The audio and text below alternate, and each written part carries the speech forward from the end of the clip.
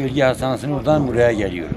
Nerede bakarsan 3-4 kilometre gidişim var, 4 yukarıda da gelişim var. Geliyorum ben 37 bu arada çalışıyorum. Her tarafına taşıyorum. Tabii zorluktur. İnsan gücüyle bu çalışıyor. Çocukların ekmeğin parasını için çalışıyoruz. Bazen 20, bazen 30, bazen 50, bazen 100. Ya bizimki kumar gibidir yani. Standart diye bir şey yoktur bizde. Gece yatamıyoruz üstlerimden. Çünkü zordur. İnsan gücüyle gidip geliyor. Bize zarar değil ki siz benzin mi yakıyorsun, mazot mu yakıyorsun? Genelde sobadır. İşte yazında semar mankarlar taşıyoruz. Sabahında sobayı alıyor, mahallelere götürüyoruz. Bazı evlere götürüyoruz. Budur yani, bizim işimiz budur yani. Ben hem 12 nüfusun neredeyiz burada?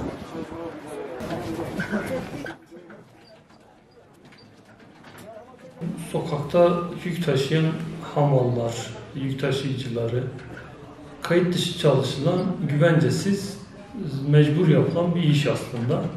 Şimdi burada çalışmaktan kaynaklı herhangi bir hakkın kullanılamadığını ifade edebiliriz.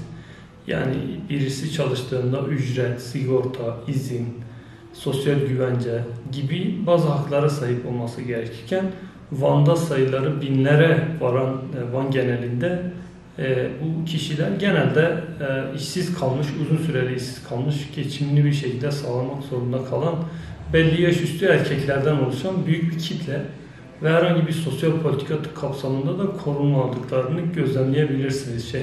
Şehrin içinde dolaştığınızda özellikle belli bölgelerde yoğunlaşıyorlar.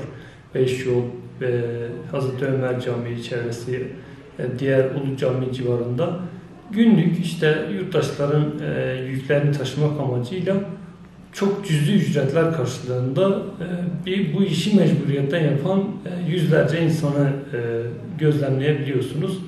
Bunu çok açıkça söyleyebiliriz. Bu aslında bir iş değil. Ama insanların mecbur kaldıkları ve yapmak zorunda kaldıkları bir durum diyebiliriz. Buradan bu nasıl sorunlara yol açıyor? Genelde belli bir yaş üstünde yaşlı insanların çeşitli hastalıklarla veya bu işten kaynaklı uzun sürede ortaya çıkan hastalıklarla bu işi sürdürmek zorunda kaldığını görüyorsunuz. Ücret kesinlikle açlık sınırının çok altında, asgari ücretin çok altında. Bazı günlerde hiçbir iş yapmadan evine dönen onlarca taşıyıcı görebiliyorsunuz o bir alan taraması yaptığınızda. Yani ücret bu şekilde olduğunda baktığınızda sağlık hakkı, sosyal güvenlik hakkı, iş sağlığı, güvenliği hakkı gibi çok temel hakların ise zaten esamesi okunmamakta.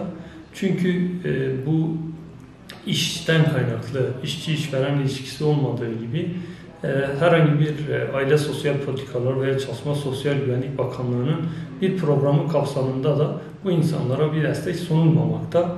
Aslında yapılması gereken bu işin fiziki güçle yapılmasının yasaklanması. Eğer bu işi yapacaklarsa onlara moto taşıyıcıların sağlanması, işsiz kaldıkları dönemler için işsizlik sigortası hakkının sağlanacağı bir yapının kurulması, sağlık hakkının genel sağlık sigortası kapsamında karşılanması ve belli bir yaş üstünde olanların yaşlılık aylığı ve emeklilik koşullarının iyileştirilerek bu alandan kurtarılması gerekiyor diyebiliriz.